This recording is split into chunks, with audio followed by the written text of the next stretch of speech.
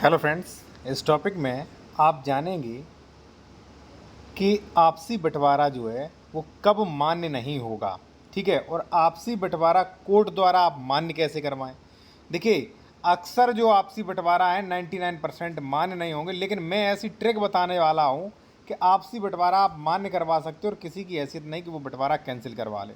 और पुराने जो बंटवारा आपके पिता ने या मान लीजिए कोई गलत वगैरह बंटवारा हो चुका है, आप सोच रहे हैं कि हमें कीमती ज़मीन मिलना चाहिए थे, तो वो कैसे मिलेगा वो भी हम जानेंगे। इसके अलावा भी कई लोगों के दिमाग में कई डाउट होंगे, तो अगर आप विशेषज्ञ द्वारा कानूनी सलाह लेना चाह रहे हैं, कोई अपना डॉक्यूमेंट चेक कराना चाह रहे हैं, तो हमारा ये डिस्क्रिप्शन में ये देखिए आप सामने आप देख सकते हैं व्हाट्सएप नंबर दिया गया है। ठीक है, डायरेक्ट कॉल ना करें, व्हाट्सएप पे मैसेज करके पहले अपॉइंटमेंट लें। देखिए साथियों, सबसे फर्स्ट में बात करेंगे आपसी बंटवारा कब मान्य नहीं होगा, वो आप समझ लीजिए। ठीक है, चलिए मैं आपको थोड़ा सा यहाँ पे समझा देता हूँ साथियों। जैसे मान लीजिए साथियों, अगर मान लीजिए कोई भी एक्स प्रॉपर्टी है, ठीक है, जैसे मान लीजिए एक्स प्रॉपर्टी है यहाँ पे, ठीक है ना। अब एक्स प्रॉपर्टी में मान लीजिए ए और बी दो भाई हैं, ठीक है ना, ये गया रोड से, ठीक है। अब ए ने जो है वो फ्रंट पे ले लिया, बी ने जो है वो पीछे ले लिया, ठीक है ना। तो बी आज भी मान लीजिए 10 साल हो जाए चाहे 15 साल हो जाए, आज भी दावा दायर कर सकता है 116 117 में, नियमावली 109 में, और फ्रंट पे इस तरीके से खेत बंटवारा करवा सकता है। तो मैं पहले तो आपसे ये कहूँगा कि भाई अगर आपने ऐसा फैमिली सेटलमेंट मेमोरेंडम तैयार किया साथियों, जो आपने मौके पर कब्जे पे हैं, लेकिन एक भाई को अच्छा दे दिया, एक भाई को बहुत बुरा मिला, तो वो बंटवारा मान्य नहीं होगा। फर्स्ट कंडीशन हमारी ये है। सेकंड साथियों ये है कि ए और बी ने अपना बंटवारा तो कर लिया पोजेशन में, लेकिन कोई सेटलमेंट मेमोरेंडम नहीं तैयार किया, तो भी मान्य नहीं होगा। ठीक है ना। तो आपके पास उन लोगों के लिए मैं कहूँगा जो लोग आज भी कह रहे हैं कि भाई हमें अच्छी ज़मीन नहीं मिल पाई, वो दबंग लोग थे, हमारे साथ अन्याय हुआ, तो आज आपके पास मैं आपको बता रहा हूँ बहुत बढ़िया मौका है, आप सब कुछ कर सकते हैं। ठीक है। सेकंड साथियों, कि अब आपसी बंटवारा इस प्रकार कैसे बंटवारा करें कि भाई कोर्ट में आपका मान्य हो जाए, किसी में ये ताकत ना हो कि आपका बंटवारा कैंसिल हो जाए, रेस्टोरेशन भी ना हो। चलिए मैं आपको बता रहा हूं, और मैं फिर यहाँ पे ये कहूँगा साथियों कि जो लोग जूनियर एडवोकेट हैं या आप वो चीज़ सीखना चाहते हो जो सीनियर एडवोकेट्स भी आपको नहीं बता सकते, तो आप इसका स्क्रीनशॉट ले लीजिए। ये हमारी ई बुक है 99 पेज की। इसमें आपको पूरा कोड ड्राफ्टिंग प्लस नियम, जैसे मान लीजिए ये घोषणात्मक वाद है, कैविएट है, संशोधन है, सीमांकन है, जमीन बंटवारा है, ठीक है, मकान बंटवारा है, सब कुछ इसमें मिलेगा। स्क्रीनशॉट ले लो, अगर अच्छी लगे तो व्हाट्सएप पे मैसेज कर देना, आप ई बुक प्राप्त कर सकते। काफ़ी इंपॉर्टेंट ई बुक है, काफ़ी। ठीक है ना। तो मैं कहाँ पे था, मैं था साथियों सेकंड पॉइंट पर, कि भाई आपसी बंटवारा किस प्रकार करें कि हमारा भाई पैसा भी बच जाए, कोर्ट में जाने से भी बच जाए, वकील का भी समय, सब लोग चाहते हैं। तो चलिए मैं आपको इसमें आपकी मदद करता हूँ साथियों। देखिए यहाँ पे एक बंटवारा का आदेश भी है जो एडवोकेट की लापरवाही से होना चाहिए था दावा 30/2 में और उन्होंने 116 में कर दिया। यहाँ पे आप देख सकते हैं मंजूरा नंबर है और 30/2 की बाधा है, इसलिए फाट निर्मित नहीं किया जाना नियोजित है। ठीक है, वाद कार्रवाई इस तरह समाप्त की जाती है, वाद की कार्रवाई समाप्त कर दी।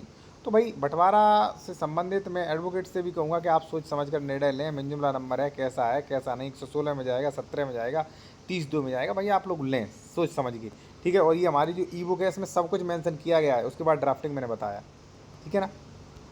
तो सीधी बात कि भाई हम आपसी बंटवारा करना चाहते हैं सर, हम नहीं कोर्ट कचहरी के चक्कर में पड़ना चाहते, और ऐसा बंटवारा करना चाहते हैं फिर बाद में कोई भाई मुकर ना पाए। चलिए मैं आपको बता रहा हूँ, हम और आप भाई भाई हैं, हमारा नाम है ए और आपका नाम है बी।